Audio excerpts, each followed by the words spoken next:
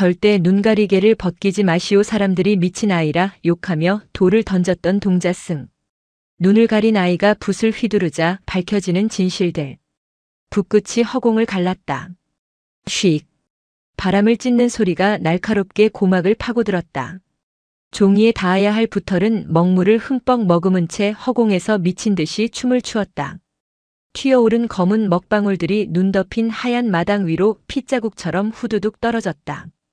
아이고, 어머니. 참배를 하러 온 중년 여인이 비명을 지르며 뒤로 나자빠졌다. 그녀의 얼굴 바로 앞 코끝을 스칠 듯한 거리에서 시커먼 붓이 횡으로 그어졌다.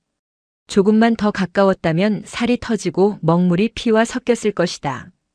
여인의 눈앞에 있는 것은 고작 10살 남짓 되어 보이는 작은 동자승이었다. 하지만 아이의 몰골은 불가의 귀한 수행자라기보다는 광기에 사로잡힌 악귀에 가까웠다. 동자승의 두 눈은 붉은 범어가 빼곡히 적힌 하얀 무명천으로 칭칭 감겨 있었다. 앞이 보일 리 만무했다. 그러나 아이는 마치 눈앞에 보이지 않는 적이 있는 것처럼 붓대를 단검처럼 거꾸로 쥐고 사방을 찌르고 베었다. 꺼져라. 물러가라. 아이의 입에서 짐승의 으르렁거림 같은 소리가 새어나왔다. 내 눈앞에서 사라져. 달라붙지 마라. 휙. 휙. 아이는 헉헉거리는 거친 숨을 내뱉으며 다시금 붓을 휘둘렀다. 이번에는 여인의 어깨 위를 향해 붓끝을 내리찍듯 찔러 넣었다가 황급히 걷어 올렸다. 여인은 공포에 질려 사시나무 떨듯 떨며 기어코 오줌을 지렸다. 저 미친 동자놈이 또 사람을 잡네. 멀찍이서 이를 지켜보던 마을 장정 하나가 삿대질을 하며 소리쳤다. 무경사. 거울이 없는 절.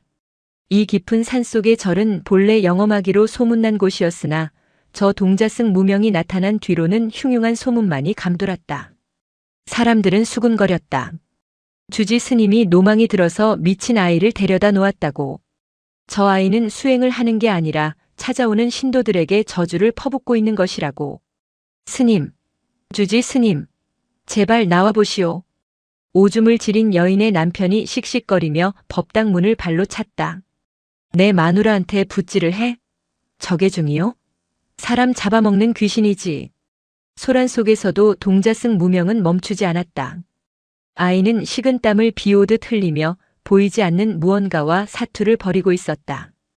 아이의 손목은 가늘었으나 붓을 쥐는 악력은 뼈가 하얗게 드러날 만큼 강했다. 그때였다. 굳게 닫혀있던 법당 문이 열리고 회색 승복을 입은 노승이 지팡이를 짚고 걸어 나왔다. 무경사의 주지 해공이었다. 소란스럽구나. 해공의 목소리는 낮았으나 마당을 울리는 힘이 있었다. 분노하던 남편도 바닥에 주저앉은 여인도 순간 입을 다물었다. 해공은 천천히 계단을 내려와 헐떡이는 무명에게 다가갔다. 그리고는 붓을 쥐고 부들부들 떠는 아이의 손등을 지팡이로 톡 건드렸다. 그만하거라. 놈은 같다. 그 한마디에 팽팽하던 활시위가 끊어지듯 무명이 바닥으로 털썩 쓰러졌다. 아이는 가쁜 숨을 몰아쉬며 흙바닥을 긁었다. 눈을 가린 천이 땀에 젖어 투명하게 변해 있었다. 스님, 저놈이 우리 집사람을. 보살님. 해공이 여인을 향해 합장하며 말을 끊었다. 최근 어깨가 무겁고 밤마다 가위에 눌리지 않으셨습니까? 여인의 눈이 휘둥그레졌다. 그걸 어찌.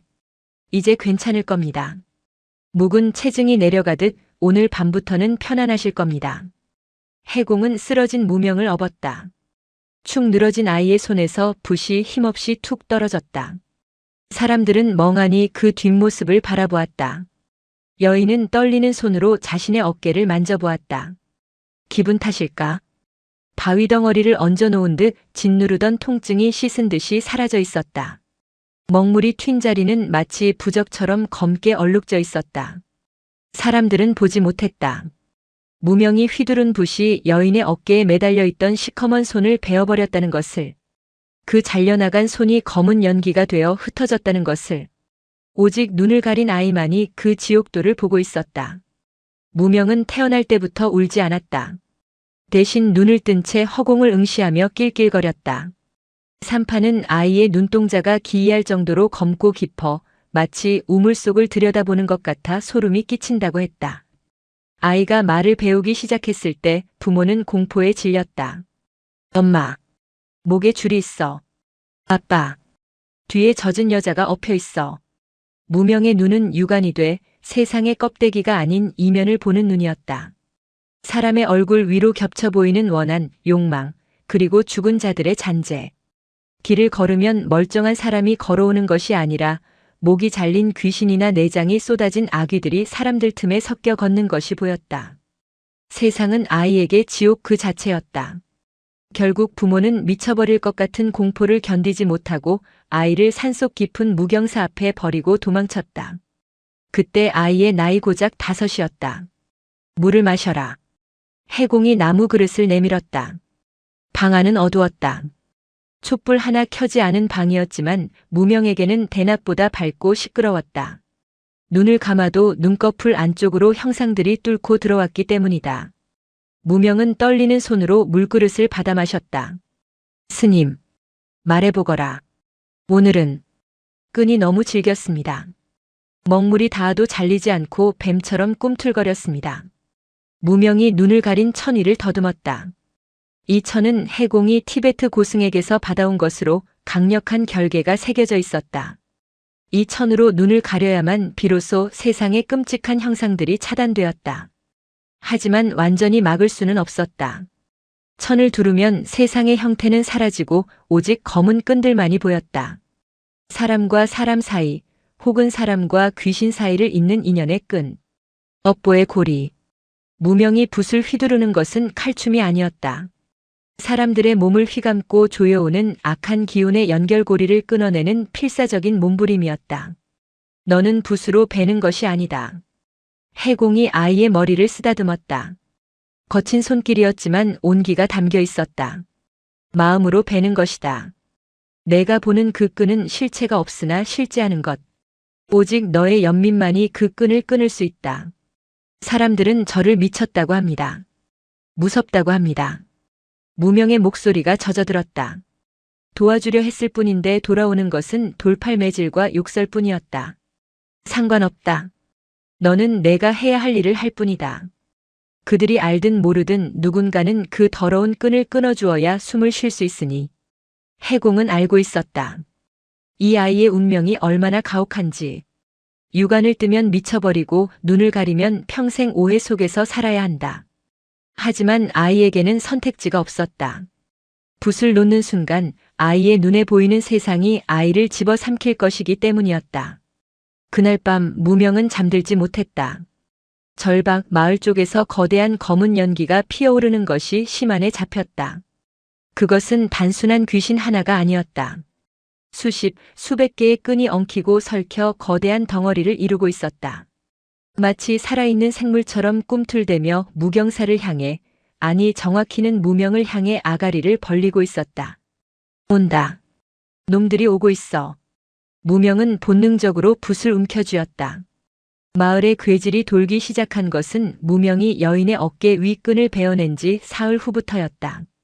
시작은 가축들이었다. 멀쩡하던 소가 거품을 물고 쓰러졌고 닭들이 서로를 쪼아 죽였다. 그 다음은 아이들이었다. 아이들은 밤마다 열병에 시달리며 헛소리를 질러댔다. 검은 아저씨가 와. 붓을 들고 와서 나를 찔러. 아이들의 공통된 증언이었다. 부모들은 경악했다. 무경사의 미친 동자승. 그놈이 기어코 사단을 낸 것이라 믿을 수밖에 없었다. 마을의 유지인 박대감의 사랑채에는 의원들이 들락거렸다. 박대감의 외동아들 역시 고열에 시달리고 있었다. 맥이 잡히지 않습니다. 이것은 병이 아닙니다. 용하다는 의원이 고개를 저으며 물러났다. 박대감은 분노로 몸을 떨었다. 그는 곰방대를 바닥에 내리치며 소리쳤다. 병이 아니면 뭐란 말이냐? 내 아들이 죽어가는데. 도끼입니다. 아주 고약하고 끈적한 저주가 도련님의 명줄을 옥죄고 있습니다. 이건 약으로 다스릴 수 있는 게 아닙니다. 그때 방구석에 웅크리고 있던 무당이 방울을 흔들며 쉰 목소리로 끼어들었다. 내가 뭐라 했습니까? 저 산 중턱에 있는 절간 그곳에 흉물이 들어앉았다고 하지 않았습니까? 무당의 눈이 뒤집히며 흰자위만 드러냈다. 그 눈 가린 놈. 그놈이 붓으로 마을의 지맥을 끊어놓고 있어. 사람들의 명줄을 난도질하고 있다고. 박대감의 얼굴이 불그락푸르락해졌다. 안 그래도 며칠 전 절에 다녀온 소장농 아내가 동자승에게 봉변을 당했다는 이야기를 들은 터였다. 그 여자는 멀쩡해졌다지만 그것은 자신의 불운을 남에게 떠넘겼기 때문이라는 흉흉한 소문이 돌고 있었다. 내 그놈을 가만두지 않겠다. 박대감은 자리에서 벌떡 일어났다. 여봐라. 장정들을 모아라. 몽둥이와 횃불을 준비해라. 그 시각 무경사. 해공은 법당 앞에 서서 아래쪽 마을을 내려다보고 있었다. 해공의 눈에는 보이지 않으나 느껴지는 기운이 있었다. 산 아래에서부터 시커먼 살기가 쓰나미처럼 밀려오고 있었다. 그것은 사람들의 분노이자 그 분노를 먹고 자라난 마물들의 잔치였다. 스님. 무명이 해공의 뒤에 섰다. 아이는 벌벌 떨고 있었다. 마을 사람들이 오고 있습니다. 그들의 목과 어깨에 엄청난 것들이 매달려 있습니다. 무명의 심한에는 똑똑히 보였다. 횃불을 들고 산을 오르는 수십 명의 사람들.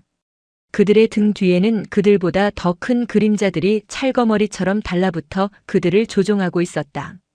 사람들은 자신들이 정의를 행한다고 믿고 있었으나 실상은 그림자들의 꼭두각시 노릇을 하고 있는 셈이었다. 그림자들은 서로 엉겨붙어 거대한 하나의 덩어리가 되어가고 있었다. 그것은 마치 수천 개의 팔다리가 뒤엉킨 지네와 같은 형상이었다.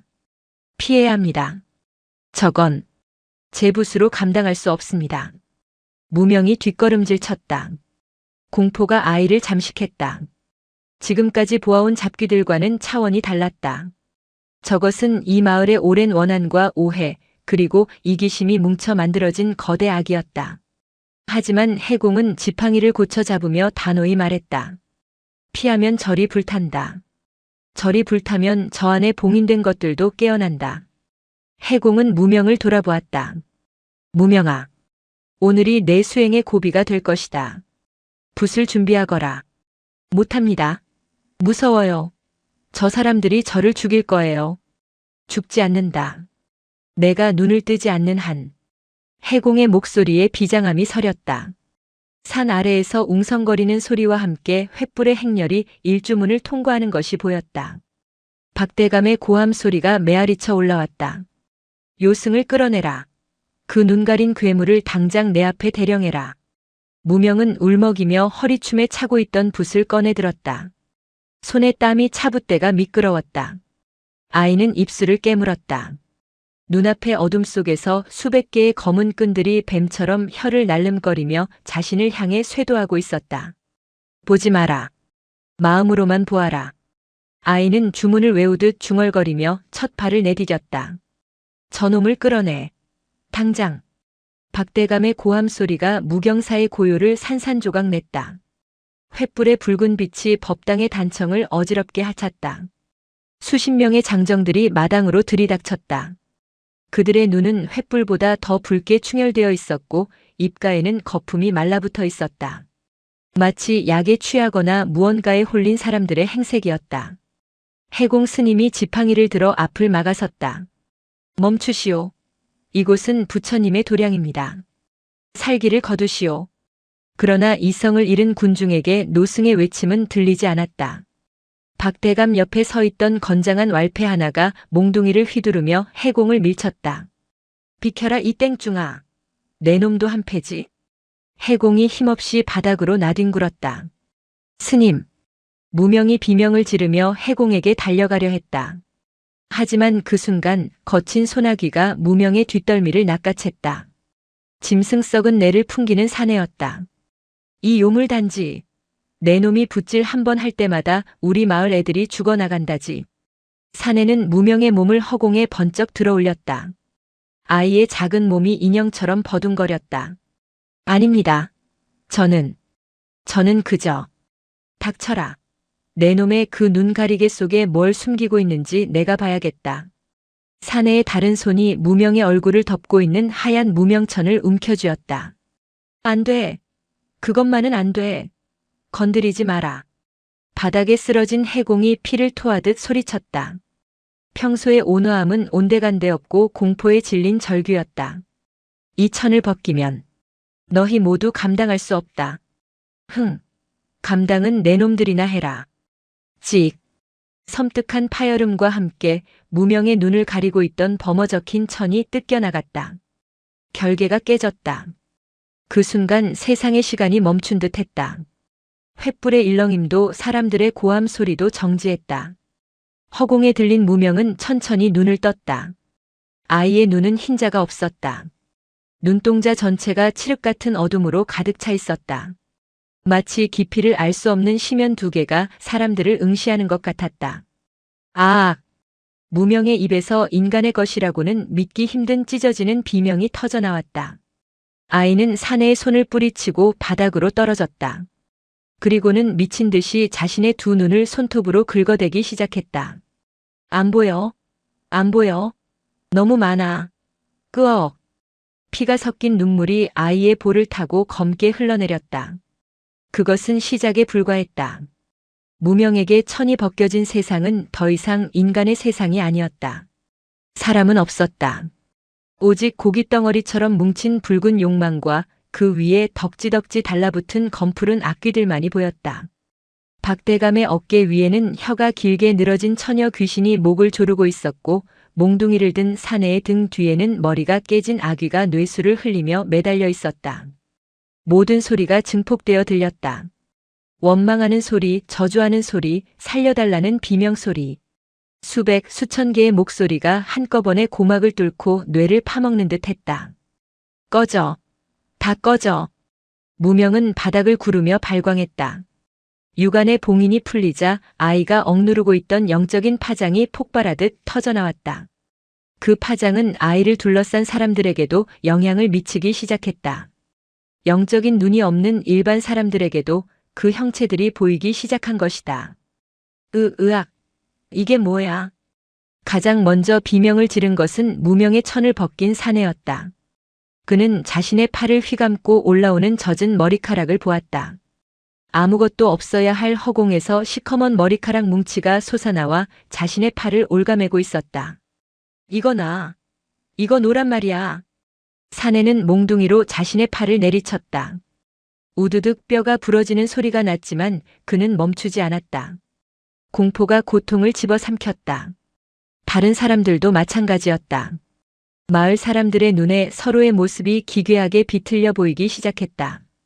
옆에 서 있는 이웃의 얼굴이 썩어 문드러진 시체로 보였고 들고 있는 횃불이 사람의 뼈다귀처럼 보였다. 귀신이다. 귀신들이 우리 몸에 붙었다. 아수라장이었다.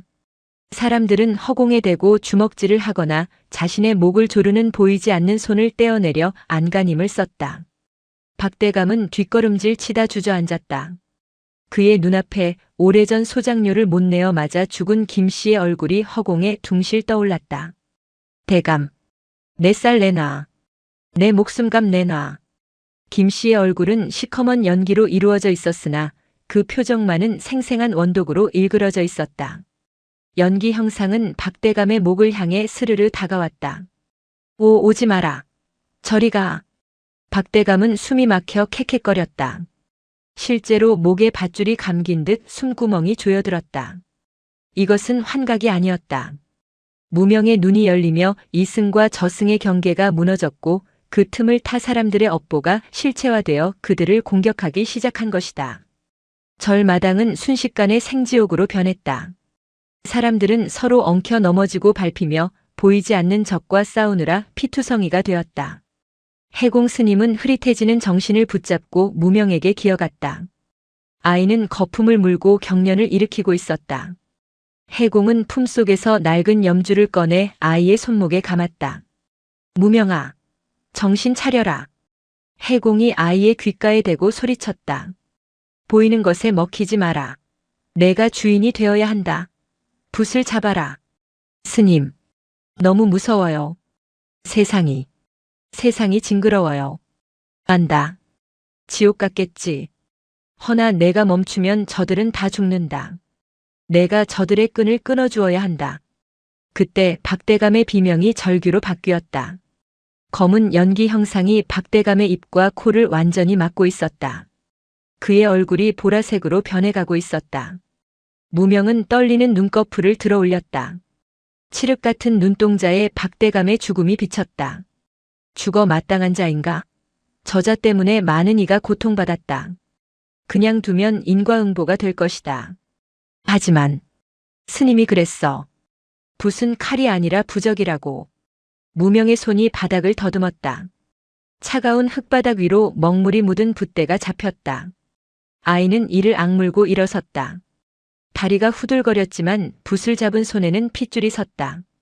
물러가라. 무명이 허공을 향해 붓을 휘둘렀다. 단순한 붓질이 아니었다. 그것은 살기를 베어내는 검무였다. 촥! 붓끝에서 튀어나간 먹물이 허공을 가르며 날아갔다. 먹물은 박대감의 목을 조르던 검은 연기 형상의 정중앙에 정확히 꽂혔다. 키에액! 쇠를 긁는 듯한 끔찍한 비명소리가 터져나왔다. 사람들의 귀에는 들리지 않는 오직 영혼을 울리는 파장이었다. 박대감의 목을 조르던 연기가 두 동강이 났다. 잘린 단면에서 시커먼 진물이 흩어지더니 이내 공기 중으로 산산이 부서져 사라졌다. 헉! 헉! 박대감은 막혔던 숨통이 트이자 바닥에 엎드려 구역질을 했다. 그 광경을 목격한 사람들 사이에서 정적이 감돌았다. 미쳐 날뛰던 사람들이 하나둘 동작을 멈췄다. 무명은 멈추지 않았다. 아이는 비틀거리면서도 춤을 추듯 마당을 누볐다. 휙! 탁! 휙! 붓이 지나는 곳마다 사람들의 어깨를 짓누르던 아귀가 떨어져 나가고 발목을 잡던 귀신의 손이 잘려나갔다. 붓질 한 번에 앓던 이가 빠지는 듯한 시원함이, 붓질 두 번에 짓눌렸던 가슴이 뻥 뚫리는 해방감이 사람들을 감쌌다. 저 아이가. 방금까지 무명을 죽이려던 사내가 멍하니 중얼거렸다. 그의 눈에도 이제 똑똑히 보였다. 자신의 팔을 휘감고 있던 젖은 머리카락이 무명의 붓끝이 스치자 검은 가루가 되어 사라지는 것을. 동자승은 사람을 찌르는 것이 아니었다.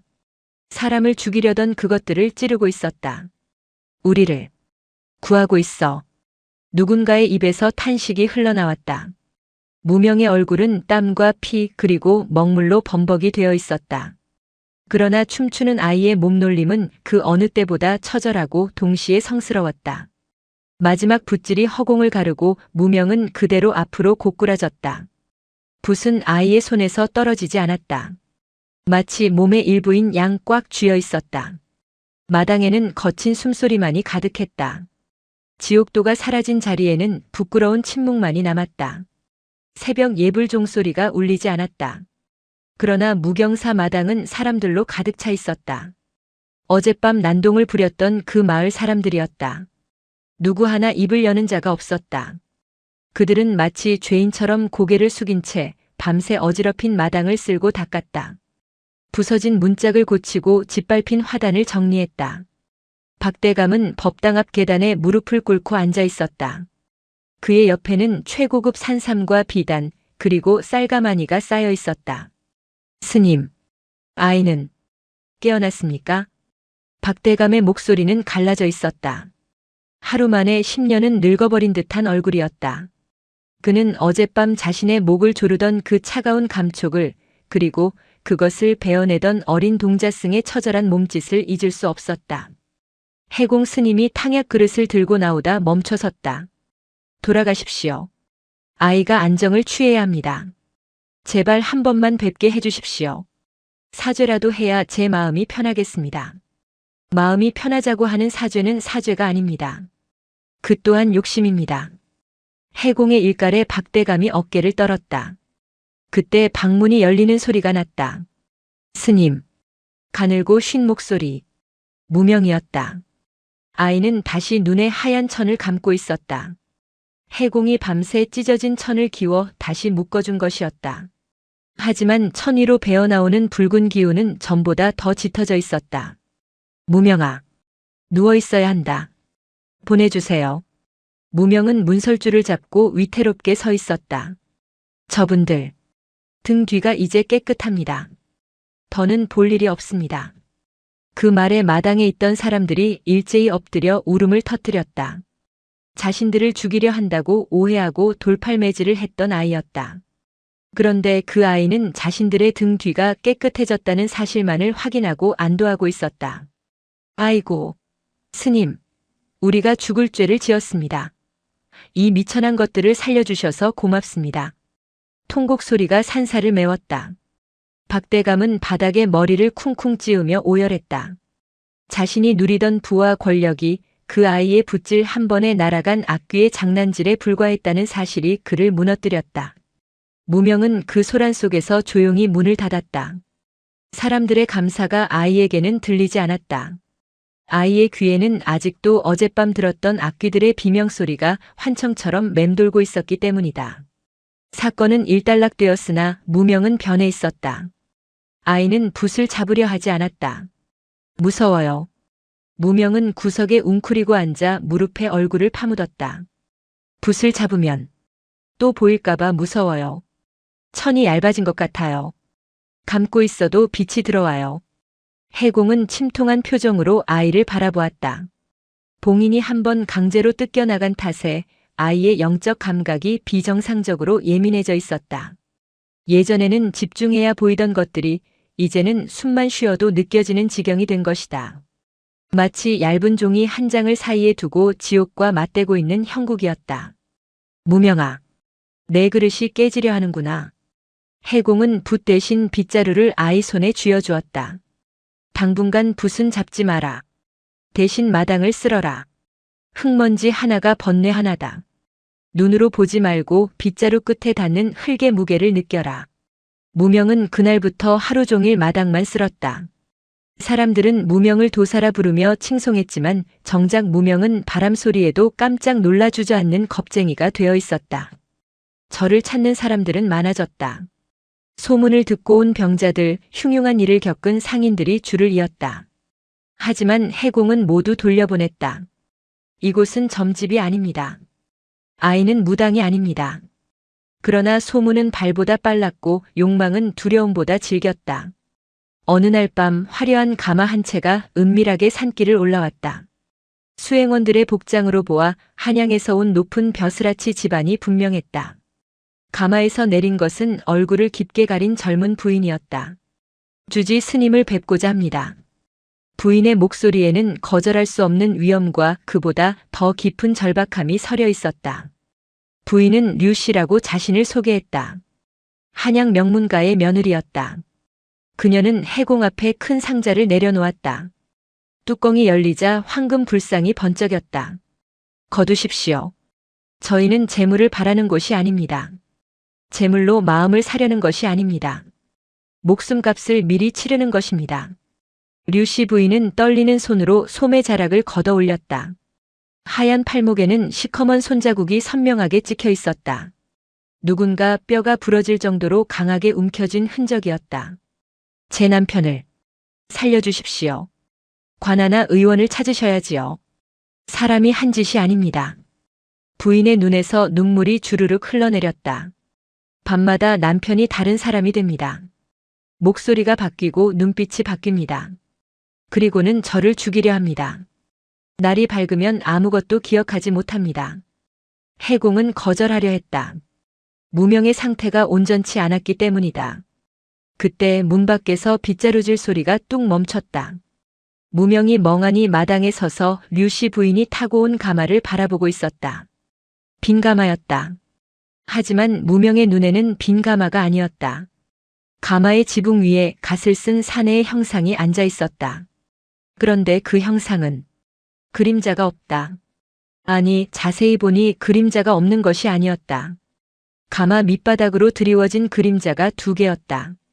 하나는 가마의 그림자였고 다른 하나는 가마 안에 아무도 없는데도 길게 늘어진 사람의 그림자였다. 그 검은 그림자가 스물스물 움직이더니 법당 안에 있는 류씨 부인의 그림자와 섞여 들어가는 것이 보였다.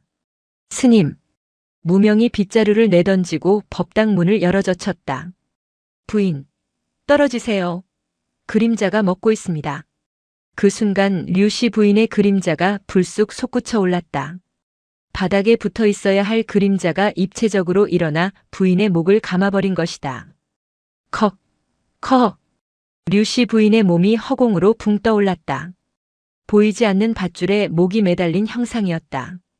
수행원들이 비명을 지르며 달려들었지만 부인의 몸 근처에 다가가자마자 알 수 없는 힘에 튕겨나갔다. 이게 무슨 변고냐? 해공이 주장자를 들어 부인의 그림자를 내리쳤다. 쾅! 마치 쇠기둥을 때린 듯한 둔탁한 소리가 났지만 그림자는 꿈쩍도 하지 않았다. 무명은 문가에 서서 바들바들 떨고 있었다. 놈은 강했다.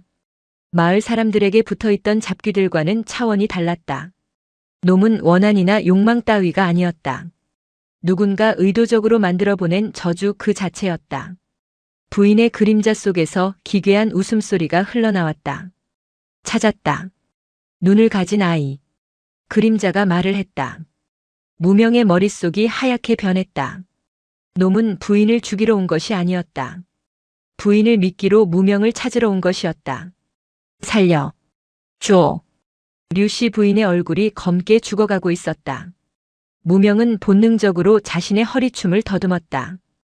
붓이 없었다. 해공이 압수해 갔기 때문이다. 붓이 필요해요.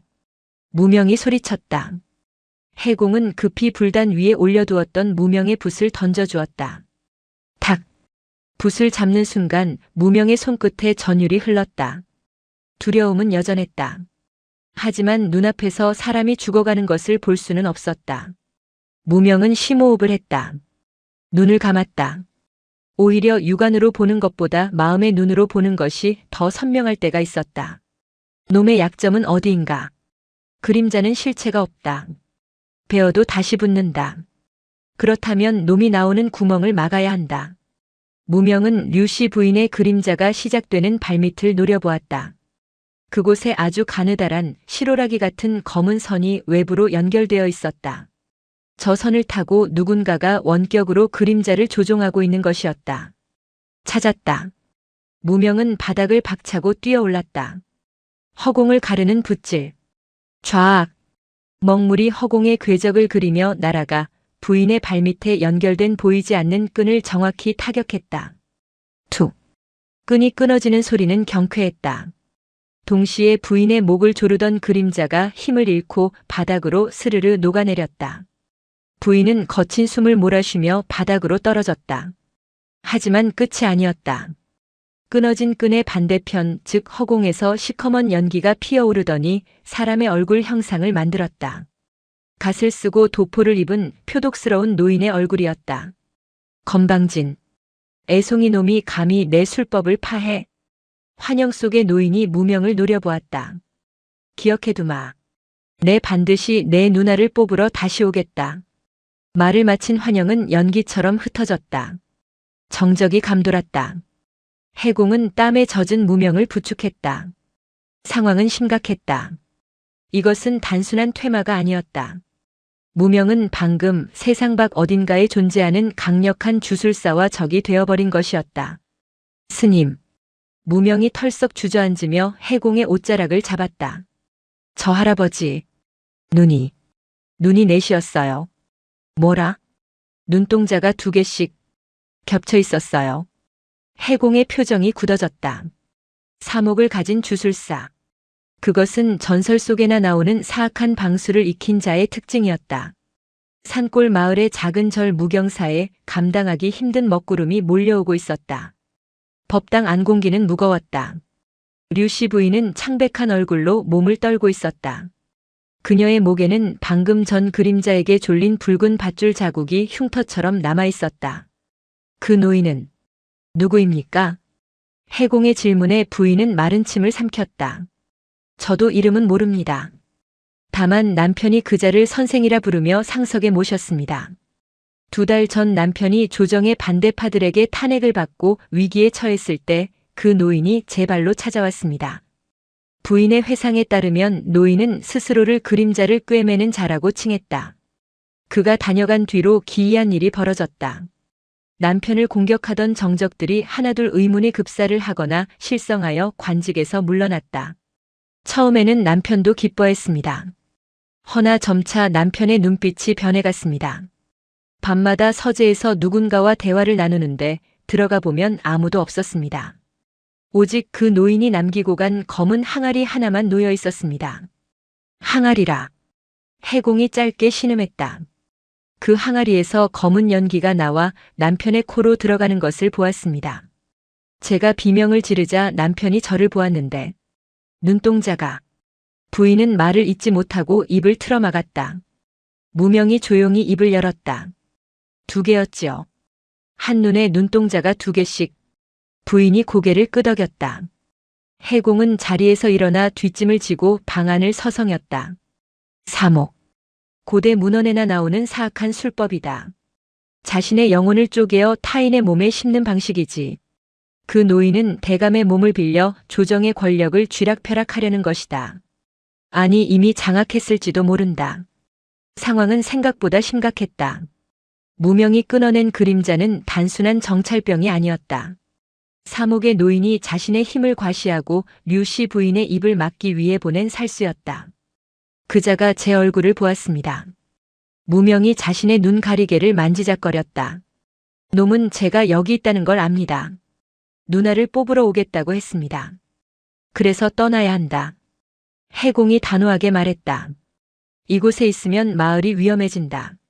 놈은 목적을 위해서라면 마을 하나쯤은 쑥대밭으로 만들고도 남을 위인이다. 어디로 가시려는 겁니까? 류씨 부인이 물었다. 한양으로 갑니다. 호랑이를 잡으려면 굴로 들어가야지요. 놈이 보낸 그림자의 뿌리를 자르러 갈 것입니다. 떠날 채비는 단출했다. 해공은 낡은 괴나리 보찜 하나를 맺고 무명은 허리춤에 붓 2자루와 먹물이 담긴 작은 호리병을 찼다. 절을 나서는 새벽 안개가 자욱했다. 일주문 앞에는 뜻밖의 풍경이 기다리고 있었다. 박대감을 비롯한 마을 사람들이 횃불을 들고 도열해 있었다. 며칠 전만 해도 무명을 죽이려 했던 그들이었다.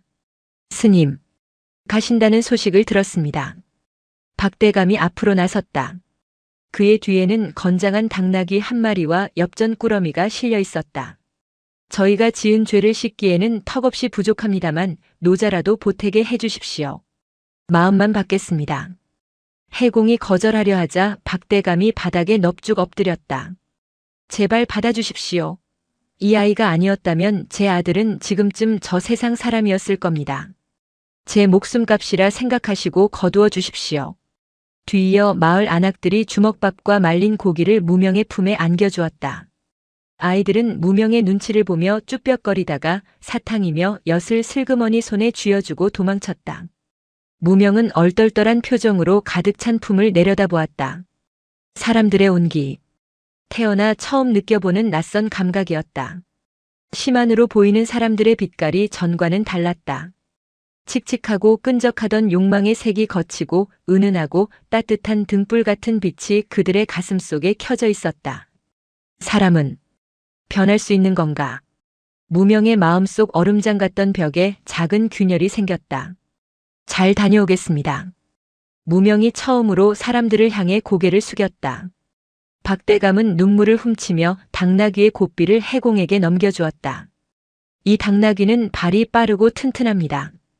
한양까지 모셔다 드릴 겁니다. 부디 몸 조심하십시오. 해공과 무명 그리고 류씨 부인의 일행은 마을 사람들의 배웅을 받으며 산을 내려갔다. 동이 터오고 있었다. 무경사의 현판이 아침 햇살을 받아 반짝였다.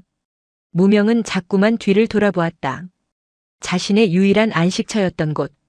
하지만 이제는 돌아갈 수 없다. 세상의 모든 어둠을 끊어내기 전까지는. 여정은 순탄치 않았다. 한양으로 가는 길목마다 기이한 기운이 감돌았다.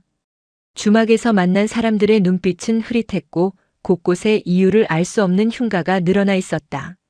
사목의 노인이 퍼뜨린 도끼가 이미 나라 전체에 퍼지고 있음을 방증했다. 사흘째 되던 날 일행은 남한강 줄기인 한나루터에 도착했다. 이곳만 건너면 경기도 땅이었다. 하지만 나루터는 죽은 듯이 고요했다. 뱃사공도 강을 건너려는 행인도 보이지 않았다. 이상하구나. 예전에는 꽤 붐비던 곳인데. 해공이 지팡이로 강물을 툭툭 쳤다. 무명은 강가에 서서 물끄러미 수면을 내려다보았다. 아이의 눈에 비친 강물은 물이 아니었다. 스님, 강이 먹물 같습니다. 먹물이라? 검고 끈적한 것이 꽉 차 있어서 물고기도 숨을 쉬지 못합니다. 그리고 저기, 무명이 강 한가운데를 손가락으로 가리켰다. 저기에 수천 개의 손이 엉켜 있습니다. 그 순간 강물이 부글부글 끓어오르기 시작했다. 마치 거대한 가마솥처럼 물거품이 일더니 강 한가운데서 썩은 나룻배 한 척이 스르르 떠올랐다. 배 위에는 삿갓을 푹 눌러 쓴 사공이 홀로 서 있었다. 강을 건너시려는가? 사공의 목소리는 물속에서 들리는 듯 웅웅거렸다. 그렇더만 배가 이것뿐이오? 산 사람은 태우지 않지. 오직 업이 무거운 자들만 태우네.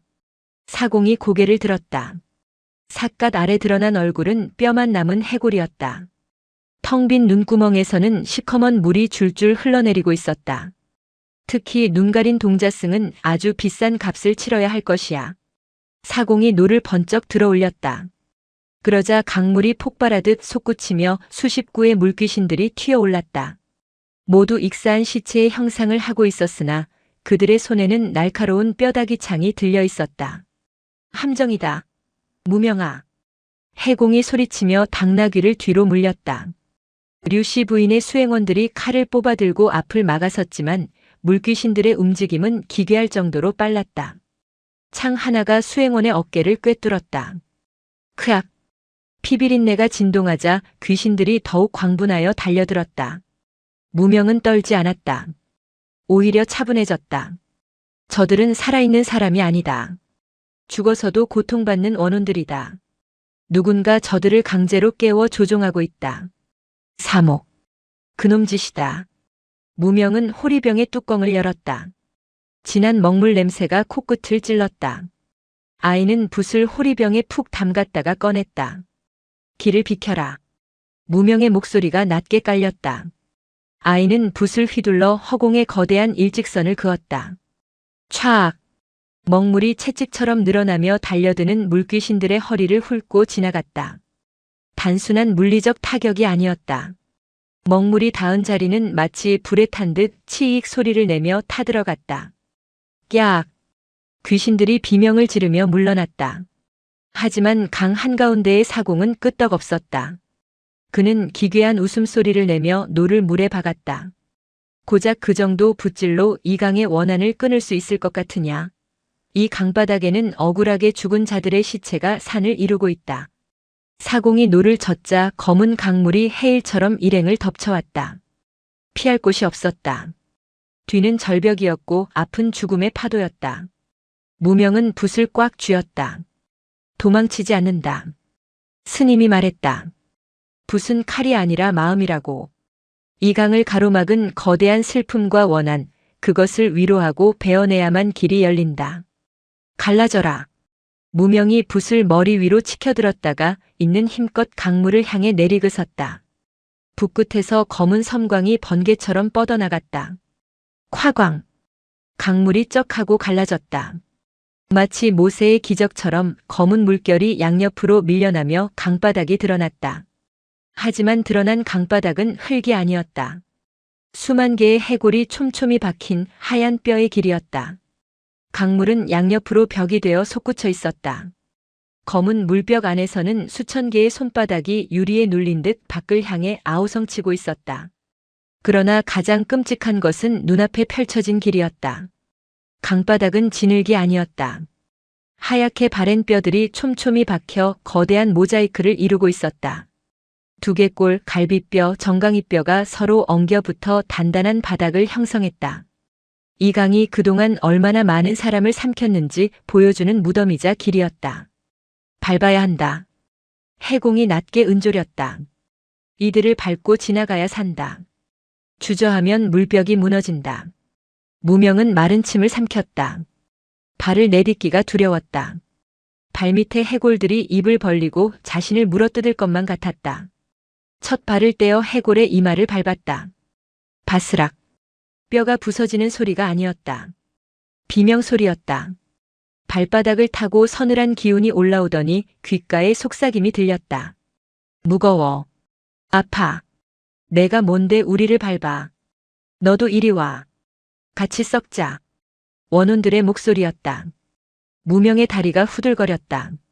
천으로 가린 눈앞에 수백 개의 앙상한 손들이 발목을 잡으러 올라오는 환영이 보였다.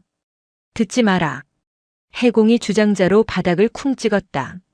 맑은 울림이 뼈의 길을 타고 퍼져나갔다. 귀로 듣지 말고 마음으로 들어라. 저들은 너를 저주하는 것이 아니다.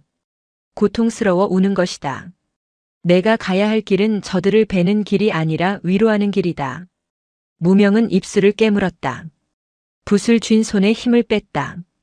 아이는 붓끝을 아래로 늘어뜨렸다. 붓털이 바닥의 해골들을 스치듯 지나갔다. 먹물을 튀기는 공격이 아니었다. 상처난 곳을 어루만지는 붓질이었다. 미안해요. 지나갈게요. 금방 지나갈게요. 무명이 중얼거리며 걸음을 옮겼다. 놀라운 일이 벌어졌다.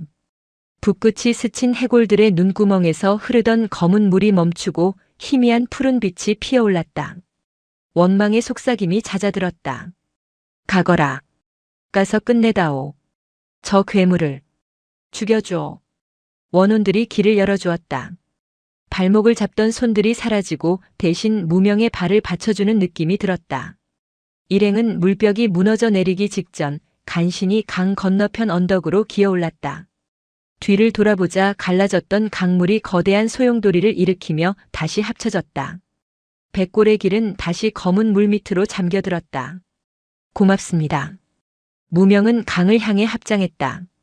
소년의 등 뒤로 식은땀이 비오듯 흘러내렸다.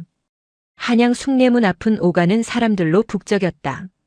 겉보기에는 평화로운 조선의 도읍지였다. 상인들은 호객 행위를 하고 아이들은 뛰어놀았다. 하지만 무명의 눈에 비친 한양은 거대한 무덤이었다.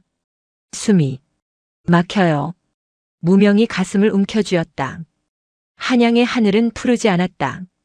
붉은 실들이 거미줄처럼 촘촘하게 하늘을 뒤덮고 있었다.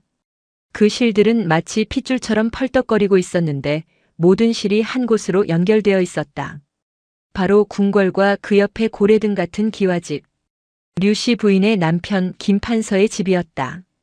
더 끔찍한 것은 사람들이었다. 거리를 걷는 사람들의 정수리마다 가느다란 붉은 실이 박혀 있었다. 사람들은 자신의 의지로 걷는 것이 아니라 하늘에서 내려온 실에 조종당하는 꼭두각시처럼 보였다. 그들의 얼굴에는 표정이 없었다. 웃고 떠들고 있지만 영혼의 불꽃이 꺼져 있었다. 사목놈이 도성 전체를 제물로 삼으려 하는구나. 해공의 얼굴이 굳어졌다. 이것은 단순한 권력욕이 아니었다. 도성 사람들의 생기를 빨아들여 무언가 거대한 것을 부화시키려는 의식이었다. 제 남편의 집으로 가시지요. 류씨 부인이 앞장섰다. 그녀는 남편을 구할 수 있다는 희망과 남편이 괴물이 되어버렸을지도 모른다는 절망 사이에서 위태로워 보였다. 김판서의 집 대문은 굳게 닫혀 있었다. 문지기들은 초점 없는 눈으로 허공을 응시하고 있었다. 류씨 부인이 나서자 문지기들이 기계적으로 문을 열었다. 마님, 오셨습니까? 목소리에 억양조차 없었다. 무명은 문지기의 목덜미를 보았다. 굵은 지네 한 마리가 살을 파고 들어가 척추에 붙어 있었다. 저 지네가 사람을 조종하고 있는 것이었다. 건드리지 마라. 해공이 무명을 제지했다. 지금 건드리면 놈이 눈치챈다. 본체에게 갈 때까지 숨죽여야 한다. 일행은 정원을 가로질러 사랑채로 향했다. 정원의 나무들은 모두 말라 죽어 있었다. 연못의 물은 썩어 검게 변했고 그 위로 죽은 까마귀들이 둥둥 떠 있었다.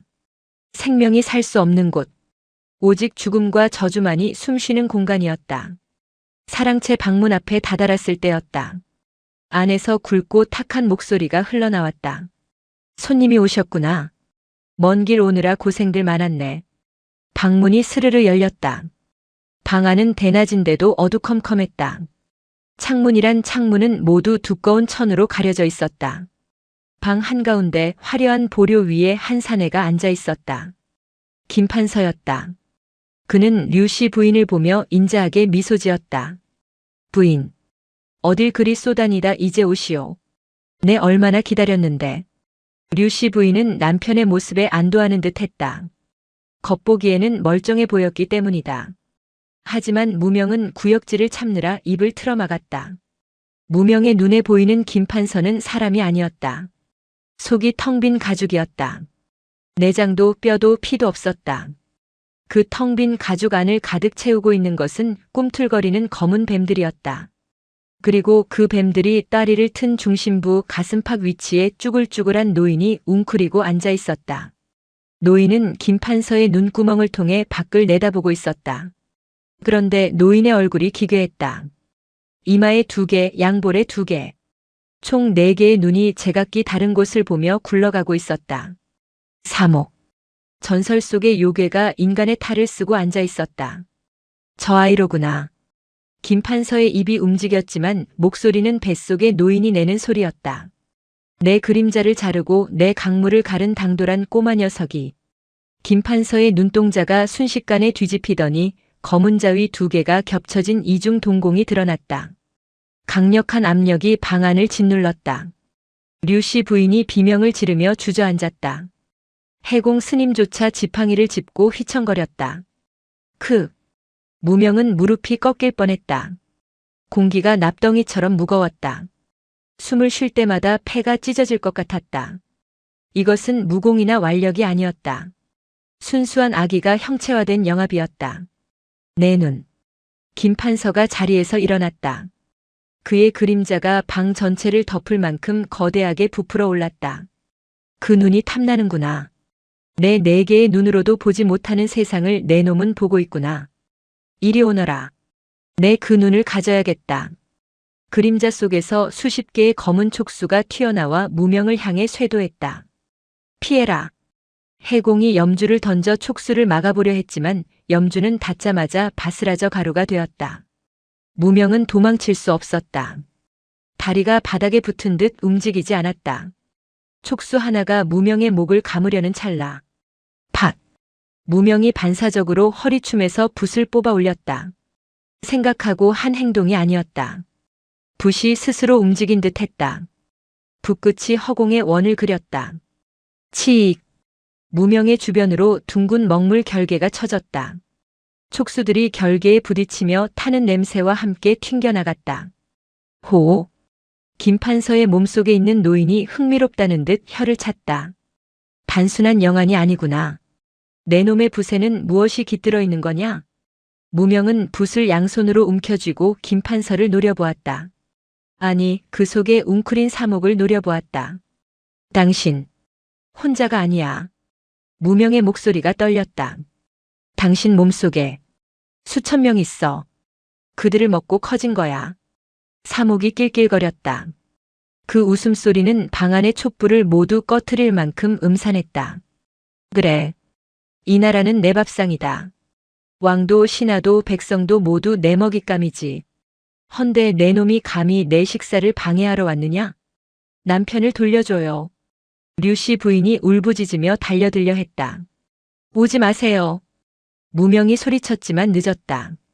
김판서의 손이 기이하게 늘어나더니 류씨 부인의 목을 낚아챘다. 인질이 제 발로 걸어오다니 수고를 덜었구나.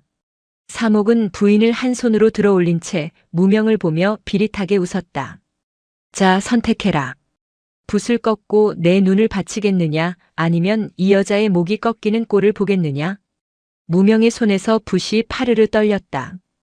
해공 스님은 구석에 처박혀 피를 흘리고 있었고 부인은 발버둥치며 죽어가고 있었다. 절대절명의 위기. 무명의 심 안에 사목의 가슴팍 중심에서 희미하게 반짝이는 아주 작은 빛이 보였다. 칠흑 같은 어둠 속에 갇힌 김판서의 진짜 영혼이었다. 선택해라. 사목의 비웃음이 방 안을 울렸다. 류씨 부인의 얼굴은 이미 흑빛으로 변해 있었다. 그녀의 목뼈가 으스러지기 직전이었다. 무명은 고개를 떨구었다. 손에 쥔 붓이 파르르 떨리더니 바닥으로 툭 떨어졌다. 이게 내가 원하는 거냐? 무명은 한 발짝 앞으로 나섰다. 가져가. 내 눈. 현명한 선택이다.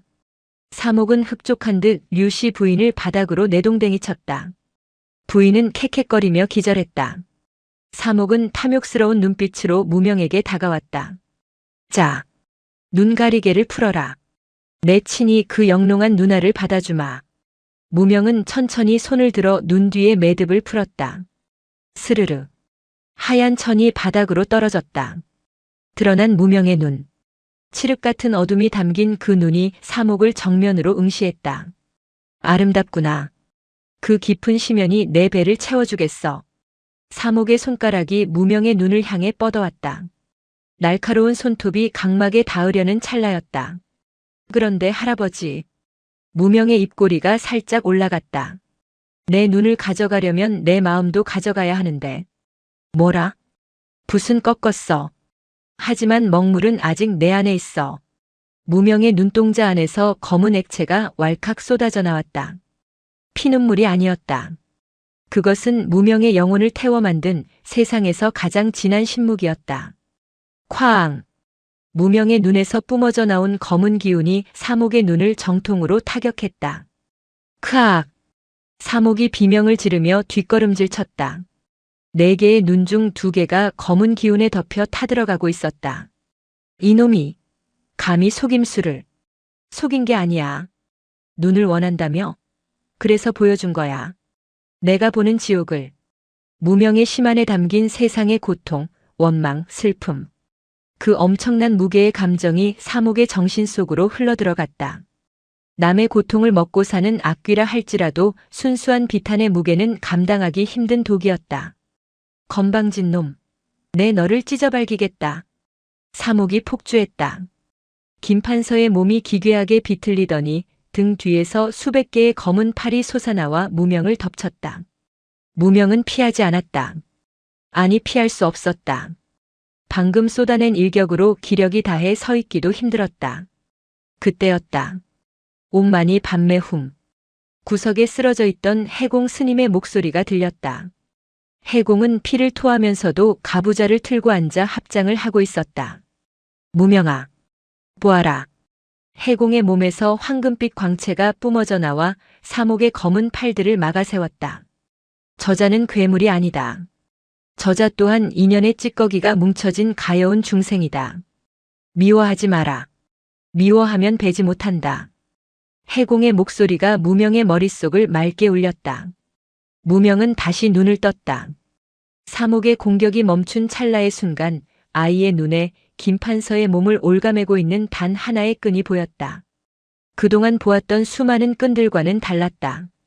그것은 김판서의 심장에서 시작되어 사목의 4번째 눈으로 연결되어 있었다. 그 끈의 이름은 욕망이었다. 김판서가 권력을 얻기 위해 스스로 악마를 불러들였던 그 첫 마음. 그 욕망이 사목을 붙들고 있는 닻이었다. 사목이 강한 것이 아니었다.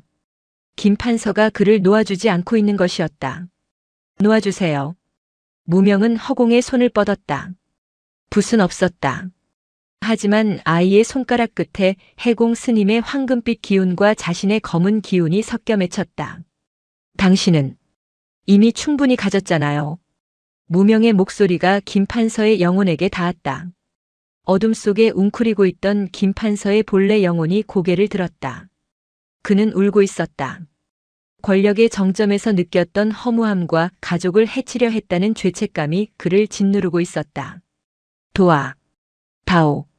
김판서의 영혼이 손을 뻗었다. 무명은 그 손을 잡는 대신 검지와 중지를 모아 허공을 갈랐다. 끊어져라. 무명의 손끝이 허공을 긋는 순간 세상의 소리가 사라졌다. 번쩍이는 섬광과 함께 김판서와 사목을 연결하던 붉은 끈이 툭 끊어졌다. 안 돼. 이 몸은 내 것이다. 내가 주인이다. 사목이 발악했다. 하지만 닻을 잃은 배는 폭풍을 견딜 수 없었다. 김판서의 몸에서 검은 연기가 썰물처럼 빠져나오기 시작했다. 크악. 기억해라. 인간의 욕심이 있는 한나는 다시 돌아온다. 사목은 저주를 퍼부으며 천장으로 솟구쳤다. 무명은 쓰러지려는 몸을 지탱하며 마지막 힘을 짜냈다. 돌아오지 마. 무명이 허공에 거대한 원을 그렸다. 여기는 내가 있을 곳이 아니야. 무명이 그린 원이 블랙홀처럼 사목의 연기를 빨아들였다. 그것은 봉인이 아니었다. 정화였다.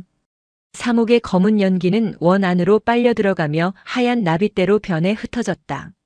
원한도 저주도 욕망도 본래는 에너지가 뭉친 것일 뿐. 그 성질을 바꾸면 악귀도 자연의 일부로 돌아가는 법이었다. 방 안을 가득 채우던 아기가 사라졌다. 창문을 가렸던 두꺼운 천들이 저절로 떨어져 나갔다. 창밖에서 환한 오후의 햇살이 쏟아져 들어왔다. 여보. 정신을 차린 류씨 부인이 쓰러진 김판서를 끌어안았다. 김판서는 헬쑥한 얼굴로 눈을 떴다. 그의 눈동자는 더 이상 이중이 아니었다. 초점은 흐릿했지만 분명한 사람의 눈이었다. 부인.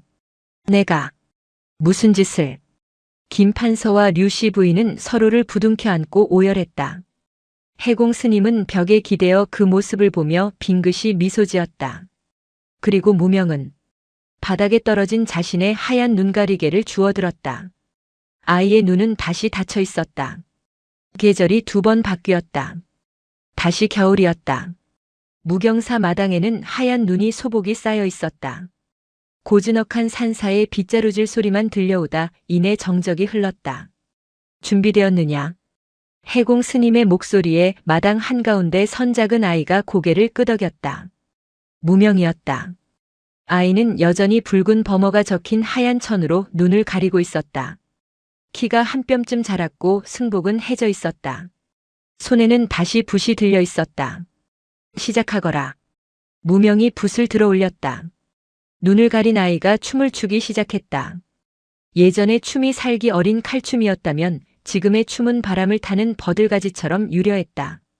붓끝이 허공을 가를 때마다 먹물이 튀는 대신 맑은 바람 소리가 났다. 요즘도 무경사에는 사람들이 찾아온다. 누군가는 병을 고치러, 누군가는 사업운을 빌러온다. 하지만 해공 스님은 그들을 돌려보내지 않는다. 다만 무명에게 데려가 붓질을 한 번 받게 할 뿐이다. 무명은 이제 안다. 사람들 등 뒤에 붙은 것은 귀신이 아니라 그들 스스로가 만들어낸 마음의 짐이라는 것을. 그래서 무명은 붓으로 그 짐을 베어내지 않는다. 그저 그 짐의 매듭을 살짝 풀어줄 뿐이다. 스스로 풀 수 있도록. 보지 마라. 보지 마라. 무명이 춤을 추며 흥얼거렸다. 예전에는 두려움에 떨며 외우던 주문이었다. 하지만 지금은 그 뜻이 달랐다. 세상의 껍데기를 보지 말고 그 안의 본질을 보라는. 악귀를 보지 말고 그 악귀가 흘리고 있는 눈물을 보라는. 동자승의 붓이 허공에 커다란 동그라미를 그렸다. 마음 심자가 눈 위에 새겨졌다. 바람이 불어와 아이의 옷자락을 흔들었다. 눈을 가린 소녀는 웃고 있었다. 세상은 여전히 고통으로 가득 차 있었지만 이제 더 이상 지옥은 아니었다. 붓을 든 맹인 동자승. 그는 오늘도 보이지 않는 눈으로 세상에서 가장 아름다운 풍경을 그리고 있었다. 무경사의 겨울은 길고도 깊었다.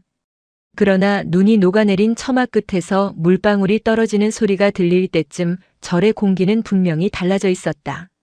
예전의 무경사는 사람들이 두려움에 떨며 피해가는 곳이었다. 귀신 시인 동자승이 산다는 소문, 밤마다 기괴한 비명이 들린다는 괴담이 안개처럼 자욱했기 때문이다. 허나 이제 무경사로 향하는 산길은 사람들의 발길로 반질반질하게 닦여 있었다. 누군가는 쌀자루를 지고 누군가는 갓 쪄낸 시루떡을 머리에 이고 올라왔다. 그들의 얼굴에는 근심 대신 은은한 기대감이 서려 있었다. 보살님, 오늘도 오셨습니까? 마당을 쓸던 무명이 허리를 펴며 인사했다. 이제 11살이 된 소년의 키는 훌쩍 자라 있었다. 눈을 가린 하얀 천은 여전했지만 그 천 위로 느껴지는 기운은 날 선 칼날이 아니라 따사로운 봄볕 같았다. 아이고 도사님. 우리 손자가 글쎄 어젯밤에는 오줌도 안 싸고 푹 잤지 뭡니까? 이게 다 도사님이 그려주신 부적 덕분입니다. 할머니가 주름진 손으로 무명의 손을 꽉 잡았다. 사실 무명이 써준 것은 부적이 아니었다. 아이가 악몽을 꾸는 이유가 부모의 잦은 다툼 때문임을 간파하고 그저 아이의 머리맡에 편안할 안자 하나를 써서 붙여주었을 뿐이었다. 그리고 아이 부모에게는 싸우는 소리가 아이의 가슴에 검은 멍을 남긴다고 따끔하게 일러주었다. 귀신을 쫓는 것보다 더 중요한 것은 귀신이 들어올 틈을 만들지 않는 것이었다. 무명은 이제 그 이치를 깨닫고 있었다. 어느 늦은 오후였다. 해질녘에 어스름이 깔릴 무렵 누더기 옷을 걸친 노인이 지팡이를 짚고 힘겹게 일주문을 넘어왔다. 노인의 등에는 눈에 보이지 않는 거대한 짐이 실려 있었다. 해공 스님은 출타 중이었고 법당에는 무명 홀로 있었다. 스님, 저 좀 살려주십시오. 노인은 마당에 들어서자마자 털썩 주저앉았다. 내 놈이 밤마다 나를 찾아와 목을 조릅니다. 숨을 쉴 수가 없습니다. 노인은 자신의 가슴을 쥐어뜯으며 괴로워했다. 무명은 빗자루를 내려놓고 노인에게 다가갔다. 시만을 열어 노인을 바라보았다. 보통 사람들이라면 노인의 가슴을 짓누르는 악귀를 상상했을 것이다. 허나 무명의 눈에 비친 것은 악귀가 아니었다. 그것은 아주 오래되고 딱딱하게 굳어버린 후회라는 돌덩이였다. 그리고 그 돌덩이 옆에는 앳된 얼굴을 한 소년의 영혼이 웅크리고 앉아 울고 있었다. 할아버지. 무명이 조용히 불렀다. 목을 조르는 게 아닙니다. 안아달라고 매달리는 겁니다. 노인의 눈이 휘둥그레졌다. 그게 무슨 소리요? 오래전 잃어버린 자식이 있지요? 제대로 먹이지도 못하고 따뜻한 옷 한 벌 입히지 못하고 떠나보낸 아들이요. 노인의 입술이 파르르 떨렸다. 굵은 눈물이 뺨을 타고 흘러내렸다. 50년도 더 된 일이었다. 가난이 죄라 병든 자식을 약 한 첩 써보지 못하고 묻어야 했던 그 한이 평생 노인의 가슴에 대모처럼 박혀 있었던 것이다. 밤마다 가슴이 답답했던 것은 귀신의 저주가 아니었다. 죽기 전에 아들 얼굴 한 번만 더 보고 싶다는, 용서를 빌고 싶다는 노인의 간절한 염원이 스스로의 숨통을 조여온 것이었다. 제가 죄인입니다. 그 어린 것을. 노인은 땅을 치며 오열했다. 옆에 있던 소년의 영혼도 노인의 등을 감싸 안으며 함께 울고 있었다. 영혼은 노인을 원망하는 것이 아니라 아버지가 이제 그만 자신을 놓고 편안해지기를 바라고 있었다. 무명은 허리춤에서 붓을 꺼냈다. 이번에는 먹물을 묻히지 않았다. 대신 마당에 핀 노란 산수유나무 가지 끝에 맺힌 이슬을 붓 끝에 적셨다. 할아버지, 눈을 감으세요. 무명은 노인의 가슴 허공에 천천히 붓질을 시작했다. 그것은 베어내는 칼질이 아니었다. 엉킨 실타래를 풀어주는 손길이었고 상처난 곳에 약을 바르는 손길이었다. 붓이 지나간 자리에 맑은 기운이 스며들었다. 딱딱하게 굳어있던 돌덩이가 모래알처럼 부서져 내렸다. 웅크리고 있던 소년의 영혼이 서서히 일어섰다. 소년은 환하게 웃으며 노인에게 큰절을 올리고는 봄바람에 실려 하늘로 흩어졌다. 편안합니다. 한참 뒤 눈을 뜬 노인이 깊은 숨을 내쉬었다. 50년 만에 처음으로 가슴 끝까지 공기가 들어오는 느낌이었다. 귀신은 쫓아냈습니까? 아니요. 귀신은 원래 없었습니다. 그저 아드님이 할아버지 가슴 속에서 너무 오래 기다렸을 뿐입니다. 이제 좋은 곳으로 가셨으니 걱정 마세요. 노인은 무명의 손을 잡고 몇 번이고 머리를 조아렸다. 돌아가는 노인의 뒷모습은 올 때보다 훨씬 가벼워 보였다. 지팡이조차 필요 없다는 듯 성큼성큼 걸어가는 그 걸음걸이에 봄 기운이 묻어 있었다. 그날 밤 해공 스님과 무명은 차를 마주하고 앉았다.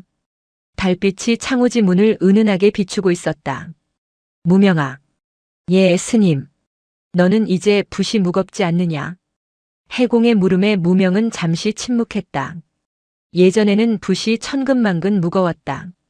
붓을 들면 지옥이 보였고 휘두르면 비명이 들렸으니까. 무겁지 않습니다. 하지만 두렵기는 합니다. 어찌하여? 제 붓끝이 조금만 어긋나도 누군가의 인연을 함부로 끊어버릴까 봐요. 악귀라고 생각해서 배웠는데 알고 보니 누군가의 간절한 그리움일 수도 있다는 걸 알았습니다. 해공이 고개를 끄덕이며 찻잔을 내려놓았다. 그렇다. 그것이 바로 시만의 완성이다. 보이는 대로 믿지 않고 그 이면의 마음까지 들여다보는 것. 해공은 지팡이로 방바닥을 톡톡 쳤다. 사람들은 내가 신통력을 부린다며 떠받들지만 내가 하는 일은 기적이 아니다. 그저 청소부일 뿐이지. 청소부요? 그래. 사람들의 마음에 쌓인 먼지를 털어내고 묵은 때를 벗겨내는 청소부. 칼은 대상을 없애버리지만 붓은 대상을 새로 그린다. 너는 베어내는 자가 아니라 다시 그릴 기회를 주는 자다. 무명은 자신의 손을 내려다보았다. 굳은 살이 박인 투박한 손. 이 손으로 수많은 어둠을 베었다. 하지만 이제는 안다. 베어낸 자리에는 반드시 새살이 돋아나야 한다는 것을. 그리고 그 새살을 돋게 하는 것은 붓질이 아니라 그 사람 스스로의 의지라는 것을. 명심하거라. 내 붓은 길을 안내할 뿐 그 길을 걷는 것은 중생들의 몫이다. 내가 모든 짐을 대신 짊어지려 하지 마라. 그것 또한 오만이다. 스님의 가르침이 차 향기처럼 방 안에 퍼졌다. 무명은 붓을 들어 먹을 갈았다. 사각 사각. 먹갈리는 소리가 고요한 산사의 밤을 채웠다. 그 소리는 마치 흐트러진 마음을 다잡는 목탁 소리 같았다. 계절은 돌고 돌아 다시 붓꽃이 피는 여름이 되었다. 무명은 이제 청년의 티가 날 만큼 자랐다. 여전히 눈을 가리고 있었지만 그는 누구보다 세상을 선명하게 보고 있었다. 마을 사람들은 더 이상 그를 괴물이라 부르지 않았고 신이라 부르지도 않았다. 그저 우리 스님이라 불렀다. 아이가 아프면 달려오고 농사가 잘 안 되면 하소연하러 오고 며느리가 미우면 흉을 보러 오는 그런 편안한 이웃이 되었다. 무명은 알게 되었다. 진짜 지옥은 귀신이 드글거리는 세상이 아니라 서로를 미워하고 의심하여 마음의 문을 닫아거는 세상이라는 것을. 반대로 서로의 아픔을 들어주기만 해도 그 지옥은 순식간에 극락으로 변한다는 것을. 어느 날 마을 아이들이 절마당에서 그림 그리기를 하고 있었다. 아이들은 흙바닥에 나뭇가지로 삐뚤빼뚤 그림을 그렸다. 스님도 그려보세요. 꼬마 하나가 무명의 손에 나뭇가지를 쥐어주었다. 무명은 빙그레 웃으며 흙바닥에 앉았다. 무얼 그릴까? 세상에서 제일 무서운 거요. 아이들의 짓궂은 요청에 무명은 잠시 생각에 잠겼다. 제일 무서운 것. 사목의 4개의 눈, 사람을 휘감는 검은 끈, 뼈로 만든 강. 무명은 고개를 저었다. 그리고는 천천히 땅바닥에 그림을 그리기 시작했다. 동그라미 하나, 그리고 그 안에 작은 점 하나. 이게 뭐예요? 아이들이 고개를 갸웃거렸다. 이건 나란다. 스님이요? 스님이 왜 무서워요? 내 마음속에 욕심이 생기고 미움이 생기면 내가 제일 무서운 괴물이 되거든. 세상 모든 괴물은 다 이 작은 점 안에서 태어나는 거야. 아이들은 이해하기 어렵다는 듯 눈만 깜빡였다. 무명은 아이들의 머리를 하나하나 쓰다듬어 주었다. 하지만 걱정 마라. 너희들 마음속에는 괴물 대신 예쁜 꽃씨가 들어있으니까. 무명은 나뭇가지를 꺾어 그 동그라미 위에 꽃잎을 그려 넣었다. 괴물이 될 뻔한 점이 순식간에 활짝 핀 해바라기가 되었다. 와, 꽃이다. 아이들이 까르르 웃으며 마당을 뛰어다녔다. 그 웃음소리가 바람을 타고 멀리 퍼져나갔다. 산등성이의 노을이 붉게 내려앉았다. 무명은 법당 앞마루에 걸터앉아 지는 해를 향해 얼굴을 들었다. 눈을 가린 천 너머로 따스한 온기가 느껴졌다. 그는 이제 안다. 자신이 타고난 육아는 저주가 아니라 선물이었다는 것을. 남들이 보지 못하는 어둠을 보았기에 남들이 보지 못하는 빛의 소중함도 알게 되었다. 고통은 사라지지 않는다. 욕망도 슬픔도 이별도 인간이 살아있는 한 영원히 반복될 것이다. 마치 계절이 바뀌듯 밤이 오면 아침이 오듯. 하지만 두렵지 않다. 어둠이 짙을수록 별은 더 밝게 빛나는 법이니까. 그리고 그 어둠을 걷어낼 붓 한 자루가 우리들 마음속에 이미 쥐어져 있으니까. 무명은 무릎 위에 놓인 붓을 가만히 쓰다듬었다. 내일은 또 어떤 인연이 산을 올라올까? 어떤 슬픔이, 어떤 아픔이 이 마당을 밟을까? 누가 오든 상관없다. 그저 차 한 잔 내어주고 붓 한 번 휘둘러 그들의 어깨를 짓누르는 짐을 잠시나마 덜어줄 수 있다면 그것으로 족하다. 바람이 불어왔다. 풍경 소리가 댕그렁 울렸다. 그 소리는 마치 이렇게 말하는 듯 했다. 괜찮다. 다 지나간다. 그러니 오늘을 살아라. 눈을 가린 맹인 동자승 무명. 그는 이름처럼 빛이 없는 어둠 속에 살지만 세상 그 누구보다 환한 빛을 그리는 화공이 되어 있었다. 그의 수행은 끝나지 않았다. 아니, 이제야 비로소 진짜 수행이 시작된 것이다. 사람 속에서 사람과 함께. 영상이 마음에 드셨다면 구독과 좋아요 부탁드립니다. 여러분이 만약 주인공 무명처럼 남들이 보지 못하는 세상의 끔찍한 진실악귀, 사람들의 검은 속마음 등을 보게 된다면 무명처럼 사람들을 구하기 위해 나설 것 같나요? 아니면 평생 눈을 감고 모른 척하며 살아가실 건가요? 댓글로 의견 나눠주세요.